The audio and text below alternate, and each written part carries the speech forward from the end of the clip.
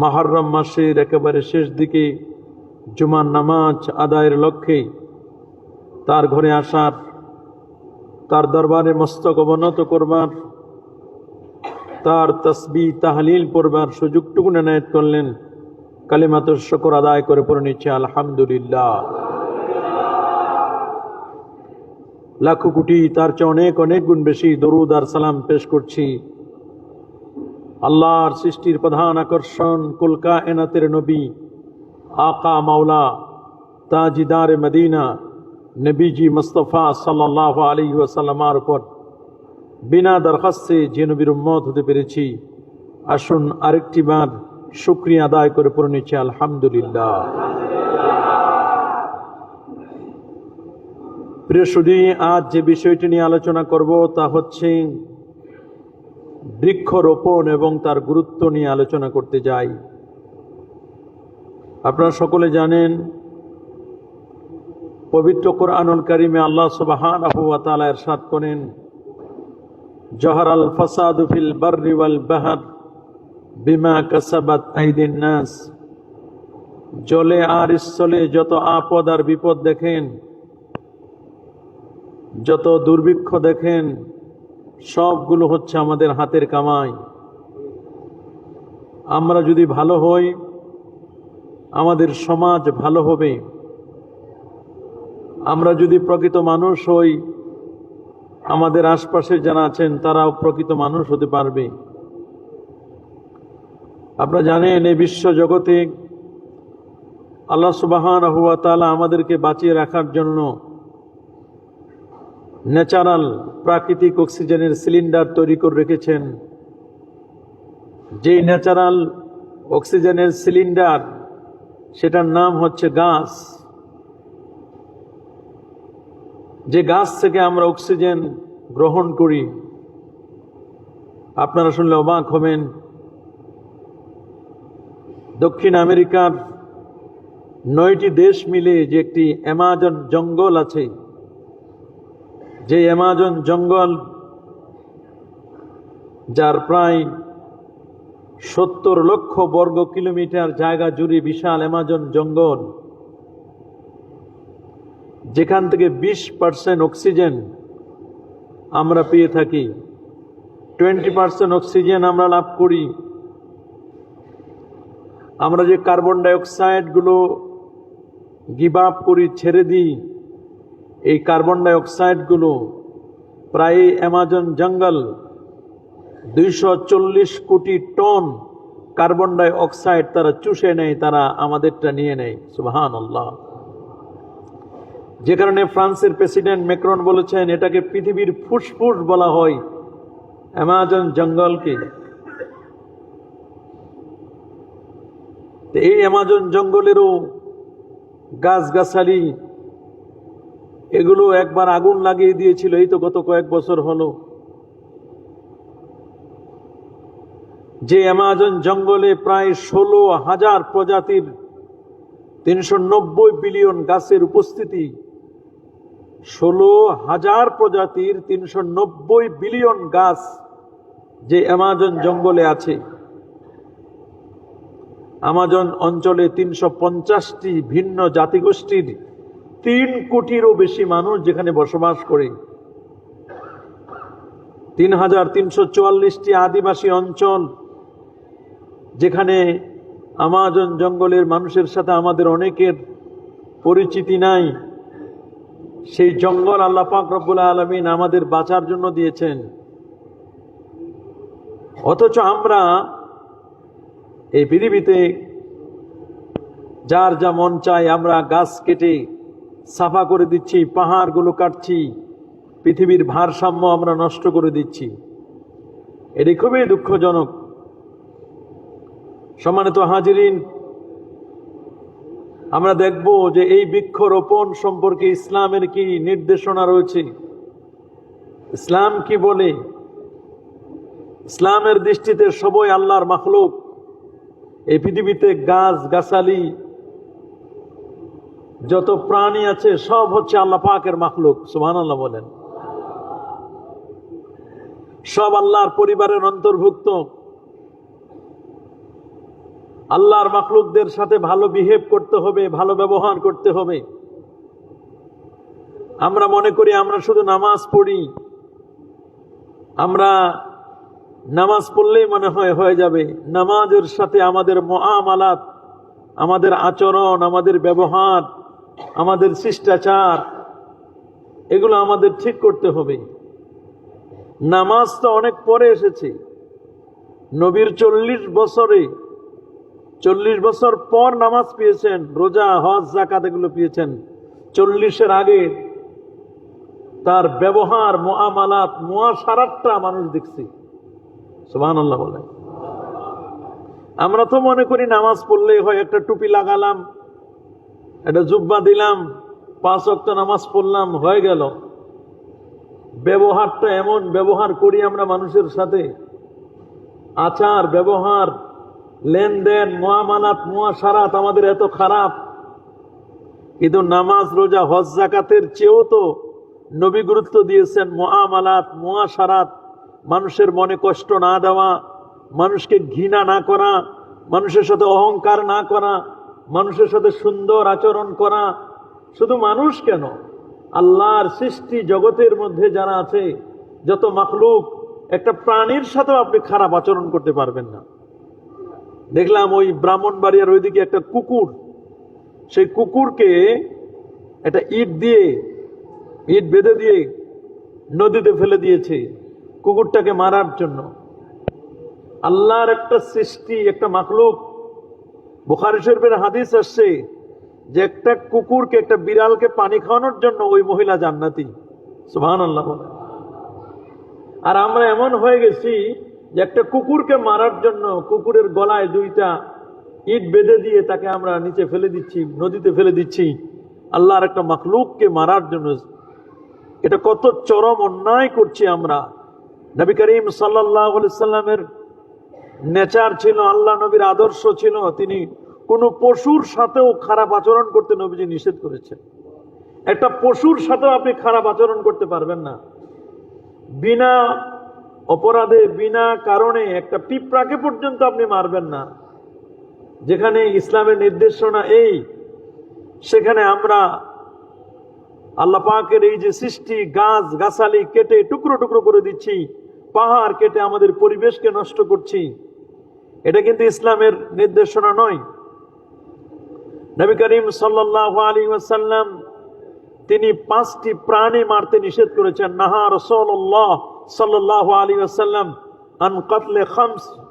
নবীজি 5টি প্রাণী মারতে নিষেধ করে দিয়েছেন। তার মধ্যে নবীজি বলছেন, তোমরা ব্যাঙ মারবে না, ব্যাঙকে হত্যা করবে না। কেন? নাকিকুহা তাসবিহ, ব্যাঙ যে ভ্যাঁ ভ্যাঁ করে আওয়াজ করে, ব্যাঙের যে আওয়াজ, এই আওয়াজগুলো আল্লাহ নবী বলছেন সে ব্যাঙ আওয়াজ করে না, এটা ব্যাঙের তাসবিহ, আল্লাহ পাকের তাসবিহ পাঠ করছে। সুবহানাল্লাহ। ওয়ালাকিন লা তাফকাহুনা তাসবিহাহুম। ব্যাঙ যেভাবে আওয়াজ করে, বৃষ্টি হলে ব্যাঙের আওয়াজ, এটা ব্যাঙ মূলত আওয়াজ করে না, এটা তাসবিহ। মোরগ যে আওয়াজ করে, কুকুর কুক বলে, এটা মূলত তার আওয়াজ নয়, বরং এটা আল্লাহ পাকের তাসবিহ পাঠ করছে। সুবহানাল্লাহ। তা আমরা প্রাণীগুলোর সাথে ভালো আচরণ করতে বলেছেন। হুদহুদ পাখি মারতে নিষেধ করেছেন। নবীজি বলে দিয়েছেন নামল, পিপিলিকা মারবে না। বিশেষ করে নাহল, মৌমাছি মারতে নবীজি নিষেধ করেছেন। হুদহুদ মারতে নিষেধ করেছেন। সর্দ নামক এক ধরনের প্রাণী, এগুলোকে মারতে নবীজি নিষেধ করে দিয়েছেন। ব্যাঙ তো নিষেধই আছে, কারণ ব্যাঙ যতগুলো ইনসেক্ট, যত পোকামাকড় আছে, এগুলোর হলো সাইলেন্ট কিলার হলো ব্যাঙ। পোকামাকড় গুলো খেয়ে ফেলে। একটা ব্যাঙের যতটুকু ওজন, ওই পরিমাণ ওজনের তার অর্ধেক পরিমাণ ব্যাঙ পোকামাকড় গুলো খেয়ে, প্রতিদিন ওই পরিমাণ পোকামাকড় সে খেয়ে একেবারে ধ্বংস করে দিচ্ছে পোকামাকড় গুলো। যে কারণে আমরা যখন জমিনের মধ্যে আমাদের ফার্টিলাইজার, সার ব্যবহার করার পরিবর্তে বিষ প্রয়োগ করি, পুরাডন দেই, বিষ দেওয়া হয়, জমিনের মধ্যে ব্যাঙগুলো মারা যায়। ব্যাঙ মারা গেলে জমিনের ফসলের মধ্যে পোকামাকড় হয়, জমিন উর্বর হয় না। আর আগে তো ব্যাঙ থাকার কারণে জমিন উর্বর হতো, পোকামাকড় গুলো খেয়ে ফেলতো ব্যাঙে। এখন তো ব্যাঙে নাই। আগে যে ব্যাঙ ছিল, সেই ব্যাঙ তো আর এখন নাই। ব্যাঙও মেরে ফেলেছি আমরা। মাছও শেষ করছি, ব্যাঙও শেষ করছি, আর কিছুদিন পর আমরাও শেষ হয়ে যাব, কারণ আমাদের পালা। মানে এমন পরিস্থিতি হয়ে গেছে আমাদের। অথচ ব্যাঙ হযরত ইব্রাহিম আলাইহিস সালামের তাকে যখন অগ্নিকাণ্ডে ফেলা হয়েছিল, বলা হয়েছে যে তাফসীরের কিতাবের মধ্যে এসেছে ব্যাঙ পানি নিয়ে আগুনের মধ্যে ঢেলে দিয়েছিল। ব্যাঙ জানে যে আমার অল্প পানিতে কিছুই হবে না, মানে সে তার ইউরিনটা দিয়ে দিয়েছিল ব্যাঙ। এই যে তার ইউরিনটা, প্রস্রাবটা দিয়েছিল যাতে করে নিভে যায়, আল্লাহ নবী যেন বেঁচে যায়, এই যে ট্রাই করেছিল সেই, এই জন্য নবী পাক সাল্লাল্লাহু আলাইহি ওয়াসাল্লাম ব্যাঙ মারতে নিষেধ করেছেন। ব্যাঙের তসবির কথা বলছেন, নাকিকুহা তাসবিহ, ব্যাঙের ডাক এটা তসবিহ। প্যারা নবী রাসূল করিম সাল্লাল্লাহু আলাইহি ওয়াসাল্লাম তিনি বলে দিয়েছেন যে তোমরা অকারণে গাছ গাছালি, পোকা মাকড়, অকারণে তোমরা আল্লাহর কোনো মাখলুককে কোনো কষ্ট দিবে না। আল্লাহর কোনো মাখলুককে কষ্ট দিতে নিষেধ করেছেন। এই পৃথিবীর মোট উদ্ভিদ প্রজাতির 25% হচ্ছে বৃক্ষ, গাছগাছালি। ইসলাম সঙ্গত কারণে এটি পরিবেশকে সংরক্ষণ এবং বৃক্ষরোপণে জনসচেতনতা তৈরিতে বারবার ইসলাম উৎসাহ দিয়েছে, এনকারেজ করেছেন। নবী করিম সাল্লাল্লাহু আলাইহি সাল্লাম তিনি গাছের ব্যাপারে বলেছেন, আল্লাহ নবী সহিহ মুসলিমের হাদিস, মাররা বিকবরাইন, নবীজি দুটো কবরের পাশ দিয়ে অতিক্রম করেছিলেন। সুবহানাল্লাহ বলেন। নবীজি বলেন এখানে দুটো কবরের মধ্যে আযাব হচ্ছে। আল্লাহ নবী একটা গাছ নিলেন, গাছটা নেওয়ার পরে খেজুরের গাছ নিয়ে দুটো টুকরো করে খেজুরের ওই গাছ দুটো কবরের মধ্যে গেড়ে দিলেন। বললেন আসাল্লাহ, আশা করা যায় আইয়ুখাফফিফা আনহুমাল আযাব, আল্লাহ চাহে তো এই দুইজনের কবর থেকে আল্লাহ তাআলা হাত্তা ইয়াইবিসা, যতক্ষণ না এই গাছগুলো সতেজ থাকবে, শুকনা না হবে, না শুকাবে, ততক্ষণ পর্যন্ত এই গাছগুলো তাসবিহ পাঠ করবে। আর গাছ যতক্ষণ কবরে তাসবিহ পাঠ করবে, আশা করা যায় এর উসিলায় আল্লাহ তাআলা তাদের কবরে আযাবকে আল্লাহ মাফ করে দিবেন। সুবহানাল্লাহ। এই জন্য কবরে গাছ লাগানো হয়। শুধু কবরে কেন, পৃথিবীতে যেখানে আপনি গাছ লাগান না কেন, এই গাছ পরিবেশের ভারসাম্য রক্ষা করে এবং গাছ যে পরিচর্যা করতে হয় সেটাও নবী করিম সাল্লাল্লাহু আলাইহি সাল্লাম তিনি ১৫০০ বছর আগে তিনি বলে দিয়েছেন। এই গাছগুলো আল্লাহ পাকের তাসবিহ পাঠ করছেন। আল্লাহ পাক রব্বুল আলামিন তিনি বলে দিয়েছেন যে মা মিন শাইইন ইল্লা ইউসাব্বিহু বিহামদিহি ওয়ালাকিন্না তাফকাহুনা তাসবিহাহুম, পৃথিবীতে এমন কোনো কিচ্ছু নেই যেগুলো আল্লাহ পাকের তাসবিহ পড়ে না, সবাই আল্লাহর তাসবিহ পাঠ করছে, কিন্তু তোমরা সেটা বুঝতে পারো না।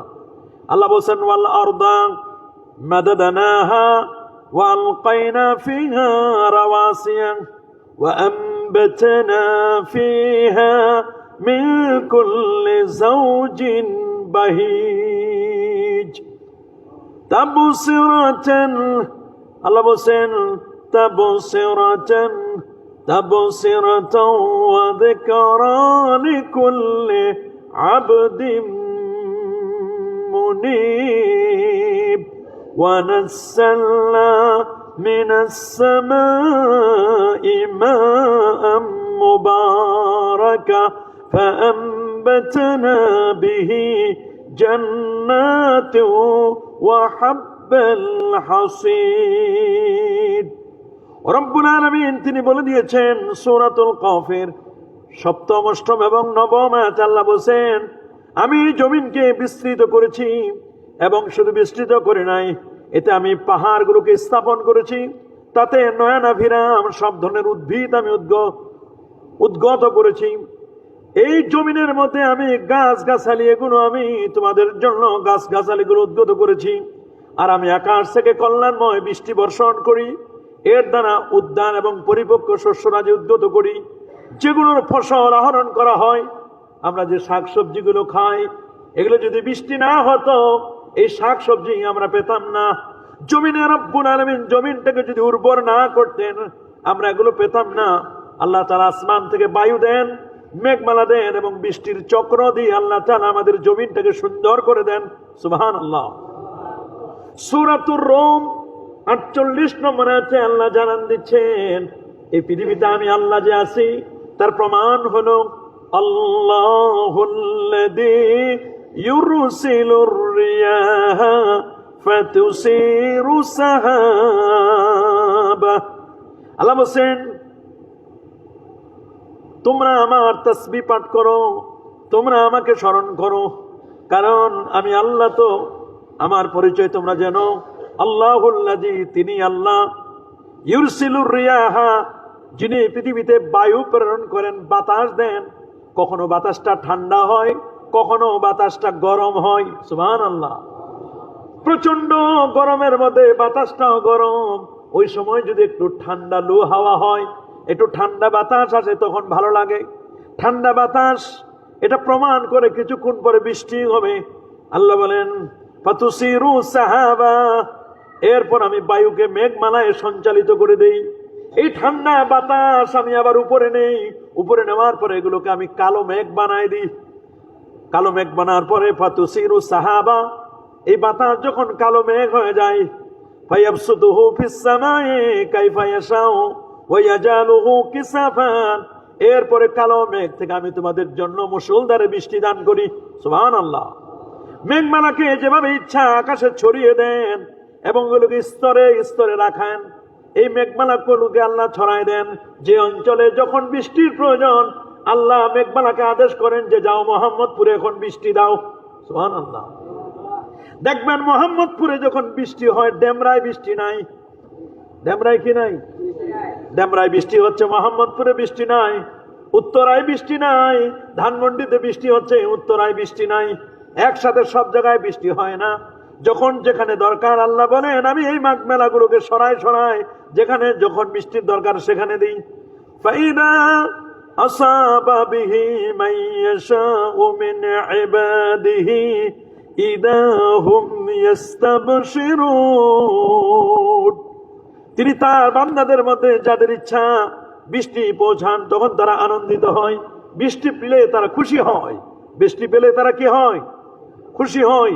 এই যে আল্লাহ পাক রব্বুল আলামিন বৃষ্টি দিচ্ছেন, ফলজ বৃক্ষের বর্ণনা আল্লাহ তাআলা বারবার বলে দিয়েছেন। দেখো, ইউমবিতু লাকুম বিহিজ যারা ওয়াজ যাইতুনা ওয়ান নাখিলা ওয়াল আনাবা ওয়া মিন কুল্লিস সামারাত ইন্না ফি যালিকা লাআয়াতান লিকাওমিন ইয়াতাফাক্কারুন। তিনি তোমাদের জন্য পানি দিয়ে এই জমিনটাকে সুন্দর করেন, উর্বর করে দেন। এরপরে উর্বর করার পরে এই জমিনে বিভিন্ন রকমের শস্য হয়, জাইতুন গাছ হয়, খেজুর গাছ হয়, আঙ্গুর সহ সব ধরনের ফল ফলাদি। এই যে আমগুলো হচ্ছে, আমগুলো সব আম সমান নয়। কিছু আম খেতে মিষ্টি, কিছু আম একটু টক টক লাগে। একই বৃষ্টি আমি দিলাম, একই জমিন, অথচ আম রূপলির স্বাদ একরকম, হাড়িভাঙ্গার স্বাদ একরকম। কি বলেন, আলাদা আলাদা স্বাদ আছে না? আলাদা আলাদা স্বাদ। হিমসাগরের স্বাদ একরকম, লিচু চায়না থিরির স্বাদ একরকম, আবার অন্য লিচু বোম্বে লিচুর স্বাদ আর একরকম। কাঁঠাল, গাজীপুরের কাঁঠালের স্বাদ একরকম, মোহাম্মদপুরের কাঁঠাল একরকম। এক এক অঞ্চলের কাঁঠাল এক এক রকমের স্বাদ। সব দিচ্ছেন কে? আল্লাহ দিচ্ছেন। কে দিচ্ছেন? আল্লাহ বলেন ইউমবিতু লাকুম বিহিজ যারা ওয়াজ যাইতুনা ওয়ান নাখিল। দেখো, অন্যান্য অঞ্চলে ভারতে আঙ্গুর হয়, সুন্দর আঙ্গুর, কি মিষ্টি। সৌদি আরবে আঙ্গুর হয়, তাইফের আঙ্গুর কত মিষ্টি। আবার বাংলাদেশে আঙ্গুর লাগাক, দেখবেন টক লাগে। এক এক অঞ্চলের আপেল এক এক রকম, অস্ট্রেলিয়ার আপেলের স্বাদ এক রকম। এগুলো সব স্বাদের ভিন্নতা যিনি দিয়েছেন তিনি হচ্ছেন আমার আল্লাহ। বলেন তিনি কে? আল্লাহ বলেন এই যে বৃষ্টি দিলাম, জমিনটাকে উর্বর করে দিলাম, উদ্দেশ্য হলো যাতে করে তোমরা গাছ গাছালি লাগাতে পারো। আমরা যত মানুষ গাছ কাটি, তার চেয়ে বেশি কিন্তু গাছ লাগানো দরকার ছিল, কিন্তু আমরা তো গাছ লাগাই না। কি বলেন, আমরা গাছ লাগাই? আমরা কিন্তু গাছ লাগাই না। আমাদের যদি প্ল্যান হয় আমরা বেশি বেশি করে গাছ লাগাবো। পৃথিবীতে যতগুলো মানুষ আছি, আমরা যদি কমপক্ষে এক একজন 10টা করে গাছ লাগাতে পারি, আমরা যদি 100 গাছ লাগাতে পারি, পৃথিবীতে যত মানুষ আছি আমরা 100 গাছ লাগালে পৃথিবী আবার আগের মতো চলে যাবে। সুবহানাল্লাহ। 100 বছর আগে মানুষ যেভাবে শান্তিতে বসবাস করত, মানুষ যেভাবে কমফোর্টেবল মনে করতো পৃথিবীতে থাকতে, ঠিক আবার আগের জায়গায় ফিরে যেতে পারবো যদি আমরা গাছ লাগাতে পারি। আমরা তো গাছ লাগাই না, শুধু গাছ কেটে কেটে ফার্নিচার তৈরি করি। অকারণে আমরা গাছ কেটে ফেলি, গাছ উপড়ে ফেলি, এই যে গাছ কাটছি, গাছ উপড়ে ফেলছি, সেই তুলনায় কিন্তু আমাদের গাছ লাগানো হচ্ছে না। বৃক্ষরোপণ সপ্তাহ পালন করা হয়, মাননীয় প্রধানমন্ত্রী উনি গাছ লাগান, মন্ত্রী পরিষদ গাছ লাগান, স্কুল কলেজ ইউনিভার্সিটিতে গাছ লাগানোর কথা বলা হয়, কিন্তু কই, আমরা তো গাছ লাগাচ্ছি না।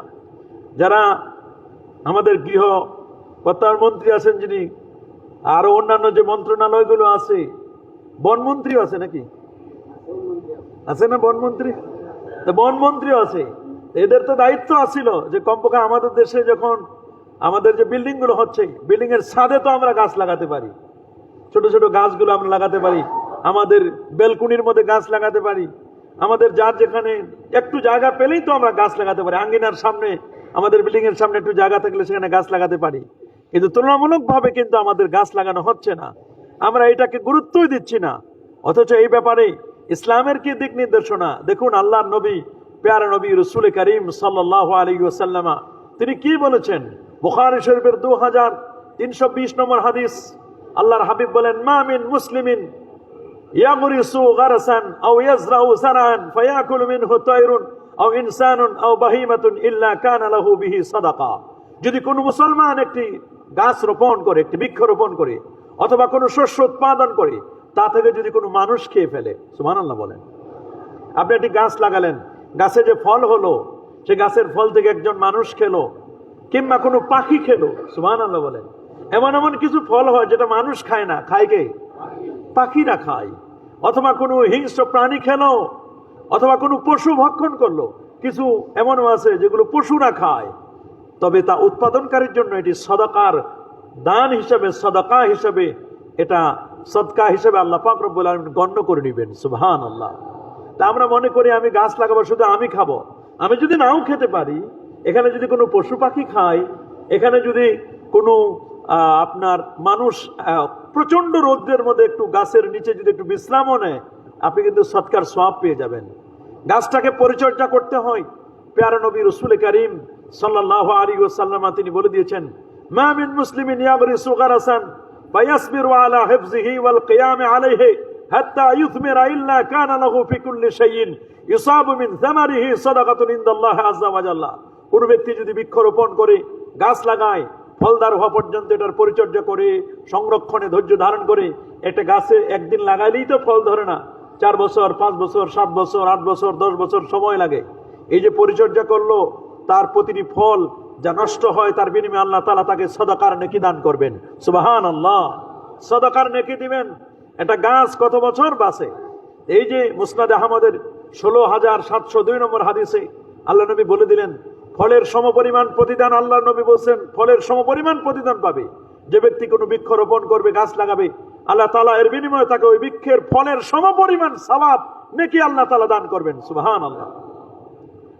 বিশাল জায়গা আমাদের পড়ে থাকে, যেমন আমাদের মসজিদের তো উপরে কত বিশাল ছাদ আছে, আমরা ইচ্ছা করলে সেই ছাদে অস্থায়ীভাবে কদু লাগাতে পারি, কদুর গাছ আমরা লাগাতে পারি। অস্থায়ীভাবে সাইডে ছুটে অনেক গাছ গাছাল লাগানো যায়, কি বলেন, যায় না? অনেক ফল ফলাদি লাগানো যায়, লেবুর গাছ লাগানো যায়। যদিও মসজিদের পবিত্রতা রক্ষা করে লাগাতে হবে, মসজিদকে অপবিত্র করা যাবে না। মসজিদের সাইডে যদি কোনো ফাঁকা জায়গা থাকে, ছাদটা যদি পড়ে থাকে, তাহলে ওটার পবিত্রতা রক্ষা করে আপনি ফল ফলাদি লাগাতে পারবেন, সাইড দিয়ে কমপক্ষে আপনি লাগান। এই চেষ্টাটা আমাদের করা দরকার। রাসূল করিম সাল্লাল্লাহু আলাইহি ওয়াসাল্লাম তিনি বলে দিয়েছেন, যদি নিশ্চিতভাবে জানো যে কিয়ামত এসে গেছে, কিয়ামতের জন্য সব পৃথিবী ডেস্ট্রয় হয়ে যাবে, ধ্বংস হয়ে যাবে, এটা তোমার নিশ্চিত জানা আছে। ইন কামাতিস সাআ ওয়া ফি ইয়াদি আহাদিকুম ফাসিলা, অবস্থায় কিয়ামতের সিংহায় ফুৎকার দিয়েছে, সবগুলো লন্ডভন্ড হয়ে যাবে। এই মুহূর্তে তোমার হাতে যদি একটা গাছের চারাও থাকে, সুবহানাল্লাহ বলেন। নবীজি বলছেন কিয়ামতের সিংহায় ফুৎকার দিয়েছে, তোমার হাতে একটি গাছের চারা আছে। আল্লাহর হাবিব বলেন, তুমি কিয়ামতের প্রস্তুতি নিবা, প্রিপারেশন নেবা। তবে কিয়ামতের প্রিপারেশন নেওয়ার আগে গাছের চারাটি তুমি রোপণ করে যাও। তবে এই চারাটি যদি তুমি রোপণ করো, রোপণ করার পরে তুমি কিয়ামতের জন্য প্রিপারেশন গ্রহণ করো। নবীজি কত গুরুত্ব দিয়েছেন। এটি বুখারীর বর্ণনা, আদাবুল মুফরাদের হাদিস 479 নম্বর, আবু দাউদ শরীফে হাদিসটি আছে। প্যারা নবী রাসূল করিম সাল্লাল্লাহু আলাইহি ওয়াসাল্লাম বলেছেন, কিয়ামত এসে গেছে। ইজা কামাতিস সাআ ওয়া ফি আদি আহাদিকুম ফাসিলা ফালিয়াগরিসহা, কিয়ামতের ঘোষণা হয়ে গেছে, কিয়ামতের সিংহায় ফুৎকার দিয়েছে। ওই মুহূর্তে তোমার হাতে একটি চারা গাছ, তুমি চারা গাছটি রোপণ করে দেন, তুমি কিয়ামতের জন্য প্রিপারেশন গ্রহণ করো। নবীজি কত গুরুত্ব দিয়েছেন। বিনা প্রয়োজনে গাছ কাটার ব্যাপারে নবীজি কঠিন ভাবে সতর্ক করেছেন। মান কাতা সাদরাতান সাওয়াবাল্লাহু রাসাহু ফিন্নার, যে ব্যক্তি বিনা প্রয়োজনে গাছ কাটবে, যে গাছ মানুষের উপকার করত, আল্লাহ তাআলা তার মাথা আগুনের মধ্যে নিক্ষেপ করবেন, তার মাথাটা কেটে আগুনে ফেলে দিবেন। কোনো গাছকে কাটা যায় না। আমরা অনেক সময় বিনা প্রয়োজনে গাছের ডগা ভেঙে নিই, অনেক সময় বিনা প্রয়োজনে আমরা গাছকে, যেগুলো শাকসবজি আছে সেটা তো ভিন্ন কথা, কিন্তু বিনা প্রয়োজনে সময় গাছের পাতা আমরা ছিঁড়ে ফেলি, এগুলো নয়, ইসলাম নিষেধ করে দিয়েছেন। প্যারা নবী রাসূল করিম সাল্লাল্লাহু আলাইহি ওয়াসাল্লাম মক্কা শরীফ এবং মদিনা শরীফের মাঝে অবস্থিত একটি বৃক্ষের কাছে যখন তিনি আসছেন, তখন তার নিচে শুয়ে বিশ্রাম গ্রহণ করতেন। সুবহানাল্লাহ। একটা গাছ আছে সাজারাতুস সাহাবা, সাহাবী গাছ, জর্ডানে নবীজি যাওয়ার সময় গাছের নিচে তিনি অবস্থান করেছিলেন।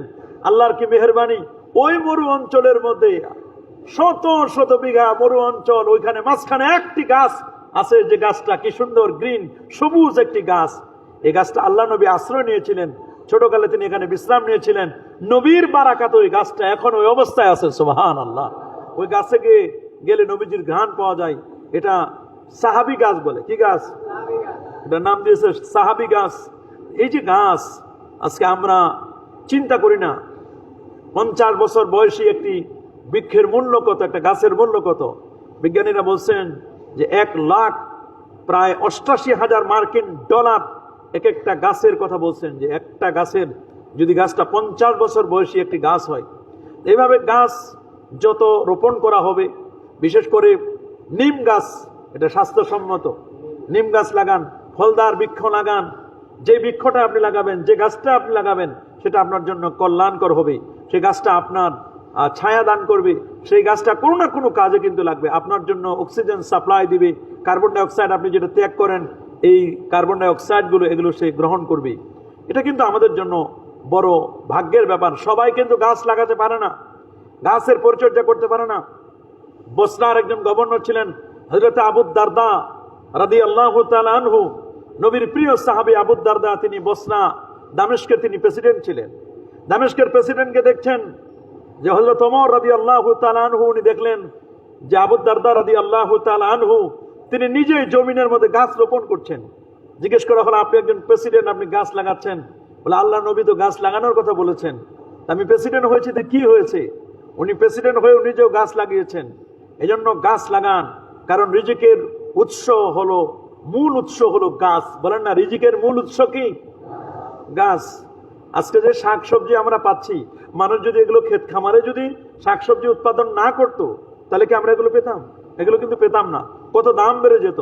এগুলো যারা কাজ করছেন, এগুলো বড় কল্যাণ করছেন, এর দ্বারা মানুষের উপকার হচ্ছে। গবাদি পশুর জীবিকাও বৃক্ষ লতা পাতা থেকে উৎপন্ন হয়। এই যত গাছ গাছালি আমরা দেখি, অনেক গাছ গাছালি তো গরু ছাগল ভেড়া বকরি এগুলো কিন্তু খায়। বৃষ্টির মাধ্যমে আল্লাহ তাআলা আমাদের জন্য শস্য ফলমূল উৎপন্ন করে। তবে আল্লাহর মেহেরবানি, বাংলাদেশে এখন নতুন নতুন ফল ফলাদি হচ্ছে। এক সময় আমরা সিজন ছাড়া অনেক কিছু পেতাম না, এখন অসিজনাল অনেক কিছু পাওয়া যায়।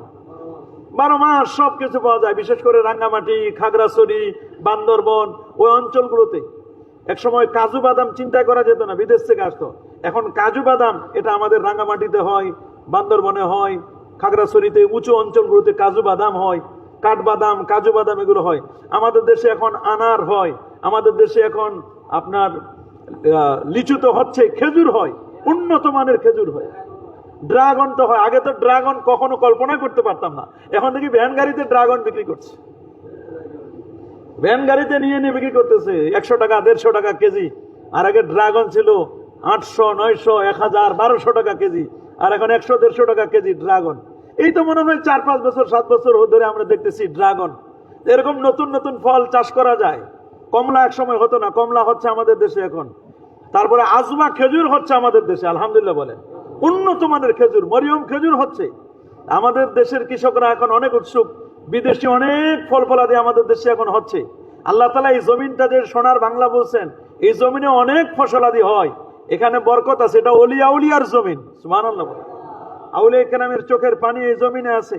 এই জমিনটা অনেক উর্বর, সর্বদিক থেকে উর্বর। আমাদের দেশে যত মাহফিল হয়, আমাদের দেশে যত ওয়াজ নসিহত হয়, আমাদের দেশে যত নবীর প্রতি দরুদ সালাম হয়, অন্যান্য দেশের তুলনামূলকভাবে কম হয়। আমাদের দেশের মানুষের যত বেশি দাড়ি, অন্যান্য দেশের মানুষের এত বেশি দাড়ি নাই। ইমরান আছে নাকি? আমাদের দেশের মানুষ যত টুপি পরে অন্যান্য দেশের মানুষগুলো তো তত টুপিও পরে না। আমরা টুপির দিক থেকে, দাড়ির দিক থেকে, লেবাসের দিক থেকে, পোশাকের দিক থেকে, মাহফিলের দিক থেকে, ইসলামের অনুশাসনগুলো পালন করার দিক থেকে কিন্তু আমরা একেবারে নাম্বার ওয়ান। আলহামদুলিল্লাহ বলেন। আমরা তো হজে গিয়ে দেখি তো অন্যান্য দেশের যে মুসলিম দেশগুলো থেকে যারা আসেন তাদের অ্যাক্টিভিটিস আমরা দেখি, তাদের আমল আমরা দেখি। আর আমাদের দেশে বিশেষ করে বাংলাদেশ, ভারত, পাকিস্তান এই উপমহাদেশের মানুষের আমলগুলো দেখেন আপনি। কেন? এদের আমলগুলোর পিছনে একটা কারণ আছে, কারণ হচ্ছে এদের পিছনে আউলিয়া কেরামের মেহনত আছে। সুবহানাল্লাহ বলেন। এই যে মানুষ টুপি পরে, এক সময় মানুষ টুপি পরতো না, মানুষ টিকি রাখতো। এই টিকি কেটে টুপি পরাইছেন আল্লাহর ওলিরা, শাহ নেসার, শাহ সালেহ, শাহ মুহিব, এরকম কারামাত আলী জৌনপুরী রহমতুল্লাহ আলাইহি সহ ফুরফুরা হুজুরেরা আসছেন, শর্ষিনার হুজুরেরা আসছেন, এরকম আরো আলেম ওলামা, হক্কানি আহলে হক ওলামা একরাম এসে মানুষের মাথায় টিকি কেটে টুপি পরাইছেন। এক সময় মানুষ ধুতি পরতো, ধুতি বাদ দিয়ে মানুষ লুঙ্গির ব্যবস্থা করছে। মানুষ সরস্বতী পূজায় যেত, ওইখান থেকে মানুষকে ডেকে এনে এলাকা এলাকা মসজিদ করেছে, মাদ্রাসা করেছে, খানকা করেছে। এগুলোর পিছনে যাদের অবদান তারা আল্লাহর ওলিরা। বলেন না তারা কারা? আল্লাহর ওলিরা। এই আল্লাহর ওলিদের অবদানকে আপনি ভুলে যাওয়ার কোনো সুযোগ নাই। আল্লাহর ওলিদের অবদানকে আপনি ভুলে যাওয়ার কি কোনো সুযোগ আছে? কোনো সুযোগ নাই। এই জন্য আমাদেরকে বেশি বেশি করে গাছ রোপণ করতে হবে এবং আমাদেরকে বেশি বেশি করে ফল ফলাদি আমাদের ফলাতে হবে। যেখানে ফল ফলাদির যারা ফলায়, আমরা তো মধ্যসত্ত্বা যারা আছে এদের কারণে ফলের দাম অনেক বেড়ে যায়। কথা বলেন ঠিক না? যেই আম 30 টাকা কেজি, চাঁপাইনবাবগঞ্জে কত? 30 টাকা কেজি। আমি আমের সিজনে এই তো মানে কিছুদিন আগে যখন বাড়িতে গেলাম, 20 টাকা 25 টাকা, এর বেশি না, 25-30। সেই আম আমাদের এখানে আস্তে আস্তে আস্তে মধ্যসত্ত্বা ভোগী মানে আস্তে আস্তে আস্তে কত 100-120, এখন জানি না এই সপ্তাহে কত, আরো বেশি মনে হয় 100-120, 150 টাকা না? এই তো আগামী সপ্তাহে দেখবেন এটা 200 হয়ে গেছে। এখন যত মানে দিন যাচ্ছে তত আরো বাড়তেছে, পাওয়া যাচ্ছে না, কম হয়ে যাচ্ছে। এটাই কিন্তু সিস্টেম আমাদের মধ্যসত্ত্বাভোগী। যেখানে যেই শশা 8 টাকা 10 টাকা কেজি, সেই শশা আপনি ঢাকায় আসবেন, মোহাম্মদপুরে আসে 70 টাকা 80 টাকা। যেই বেগুন 10 টাকা 60 টাকা 8 টাকা করে, উত্তরাঞ্চলে দেখবেন বেগুন জিজ্ঞেস করলাম কত, বলে 8 টাকা কেজি। ঢেঁড়স কত, বলে 10 টাকা 12 টাকা কেজি। সেই ঢেঁড়স দেখবেন বাংলাদেশের মানে এই এক প্রান্ত থেকে আরেক প্রান্ত 120 টাকা কেজি, 80 টাকা, 90 টাকা, 140 টাকা কেজি, এমনও আছে। তাহলে দেখেন এই যে মধ্যসত্ত্বাভোগীদের কারণে কৃষকরা মার খাচ্ছে। এই কৃষক যদি 80 টাকা নয়, এরা যদি 40 টাকাও পাইতো তাহলে কিন্তু আরো বেশি ফসল ফলাইতো। ওরা পায় 10 টাকা। শশা 2 টাকা কেজি পর্যন্ত বিক্রি করছে, 2 টাকা কেজি। তরমুজ, একটা বড় একটা তরমুজ 80 টাকা 90 টাকা। আর ঢাকা আমরা এই তরমুজ কিনি 500 টাকা। 500 টাকার নিচে কোনো তরমুজ দিবে না। যারা উৎপাদক, যারা উৎপাদন করে, তারা কত কষ্ট করে, তারা কিন্তু পায় না। তারা যদি ন্যায্য মূল্যটা পাইতো তাহলে কিন্তু কৃষকরা আরো উৎসাহী হতো ফসল ফলানোর জন্য। তারা ন্যায্য মূল্য পায় না। এই জন্য আমাদেরকে চেষ্টা করতে হবে তারা যেন ন্যায্য মূল্য পায়। কৃষকদেরকে উৎসাহ দিতে হবে, গাছ আমাদের রোপণ করতে হবে। যে ব্যক্তি গাছ লাগাবে, এই গাছের কোনো না কোনো ভাবে আপনি এটার একটা সওয়াব কিন্তু পাবেন। যে যেভাবে হোক, একটা গরিব মানুষ বা যে কোনো কিছু নাই, গাছের নিচে বসে আরামসে সে গাছের বাতাস খেয়ে ঘুমাচ্ছে, আপনি সওয়াব পাবেন না? অবশ্যই আপনি সওয়াব পাবেন, এটার জন্য সওয়াব পাবেন। আজারবাইজান একটা দেশ আছে, সেখানে একটা ফুলের কথা বলা হয়েছে যে একটা ফুল, এটা এমন একটা ফুল, ওটা 5 ওয়াক্ত আজান দিলে ওই ফুলটা ফোটে। সুবহানাল্লাহ বলেন। এই আজান দিলে কি হয়, 5 বার আজান দিলে ওই 5 বার আজানে সেই ফুলটা ফোটে। আজান বন্ধ, আবার ফুল অটোমেটিক ক্লোজ হয়ে যায়, ফুলটা আবার বন্ধ হয়ে যায়। আপনি চিন্তা করে দেখেন, এরকম কত কিছু আছে আল্লাহর জমিনে, আল্লাহর সৃষ্টি জগতের মধ্যে কত নাজ নিয়ামত আল্লাহ পাক রব্বুল আলামিন লিখে দিয়েছেন। এই রেখে দেওয়া নাজ নিয়ামত গুলো আমরা ভক্ষণ করছি, কিন্তু আল্লাহ পাকের শুকরিয়া আমরা আদায় করছি না। আজকে পৃথিবীতে দেখেন আমাদের কি অবস্থা। এই জন্য মনে রাখবেন, জহরাল ফাসাদু ফিল বাররি ওয়াল বাহর বিমা কাসাবাত আইদিন নাস। জলে আর স্থলে যত আপদ আর বিপদ দেখেন, সব হচ্ছে আমাদের হাতের কামাই। আজকে আমরা কাকে দোষারোপ করব? বাংলাদেশের মানুষ এসি ব্যবহার করা লাগবে কখনো চিন্তাই করা লাগতো না। এখন এসি ছাড়া চলে না, এমন অবস্থা হয়ে গেছে। আমাদের আবহাওয়া এমন খারাপ হয়ে গেছে, মানুষের কার্বন ডাই অক্সাইড এমন ভাবে বেড়ে গেছে, কঠিন পরিস্থিতি। এই পরিস্থিতিতে আমাদের এমন অবস্থা যে আমরা এখন আগের মতো এই যেভাবে আমরা আগে খাদ্য দ্রব্যের মধ্যে আমরা যেমন স্বাদ পেতাম, এখন আর আমাদের মধ্যে সেই খাবারের মধ্যে কোনো স্বাদ নেই। কি বলেন, খাবারের স্বাদ আছে? আস্তে আস্তে খাবারের স্বাদ কিন্তু কমে গেছে, খাবারের স্বাদ কিন্তু নাই। এভাবে খাবারের স্বাদ কমে যাচ্ছে। প্রতিটি সেক্টরে আপনি দেখবেন মানুষের মধ্যে যে হৃদ্যতা, যে মহব্বত, যে ভালোবাসা আস্তে আস্তে আস্তে আস্তে করে কিন্তু কমে যাচ্ছে। এই জন্য আমাদেরকে মনে রাখতে হবে। বিদ্যুতের মনে হয় সমস্যা হচ্ছে।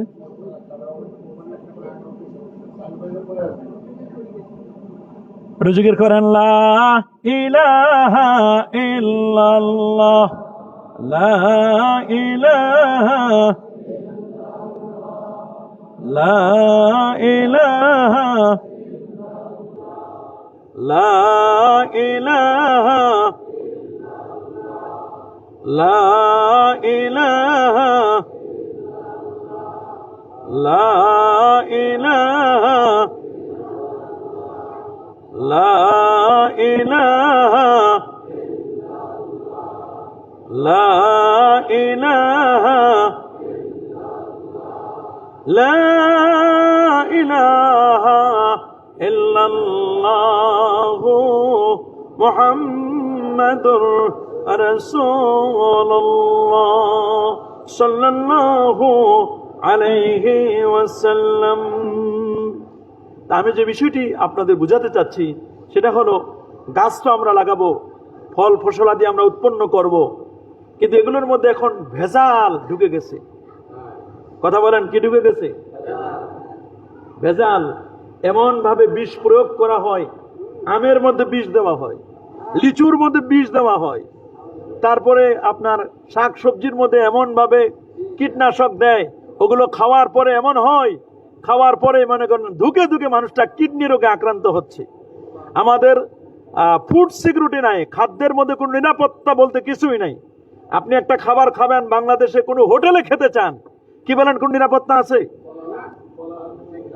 কলার কালার তো, কলা তো নিজে পাকতে পারে না কখনো, ওরে পাকানো হয় জোর করে, ও পাকতে চায় না, তারপরে জোর করে পাকানো হয়। তো এই যে অবস্থা দেখেন, ফুড, আমাদের খাবারের মধ্যে ফুড কালার এমন ভাবে ইউজ করা হয়। আমাদের কোনো হোটেল, একটা হোটেল নিরাপদ নাই যে হোটেলটাই খেলে আপনি নিরাপত্তার সাথে নিরাপদ খাবার পাবেন। কিন্তু আপনি অন্য রাষ্ট্রে যান, আপনি সৌদি আরব যান, ডিমের গায়ে পর্যন্ত আপনার এক্সপায়ার ডেট লেখা থাকে। একটা ফল যদি নষ্ট হয়ে যায় তারা ওটা ফেলে দিবে, এটা রুটির ডেট এক্সপায়ার হয়ে গেলে এটা তারা আর কেউ মানুষকে খেতে দিবে না, ফেলে দিবে। আর আমাদের দেশে ওরে মাবুদ, ওষুধ পর্যন্ত 2 বছর 3 বছর আগের ওষুধ পর্যন্ত দিয়ে দিচ্ছে মানুষকে, এই ওষুধ পর্যন্ত দিয়ে দিচ্ছে মানুষ এগুলো খেয়ে। তারপরে শুনছি গত কয়েকদিন আগে দেখানো, মানে অনলাইনে দেখলাম যে যে মুরগিগুলো নিয়ে আসে মরে যায়, মুরগিগুলো কি করেন, জিজ্ঞেস করছে কি করেন, বলে এই মুরগিগুলো আমাদের হোটেলের সাথে চুক্তি করা আছে। নাউজুবিল্লাহ বলেন।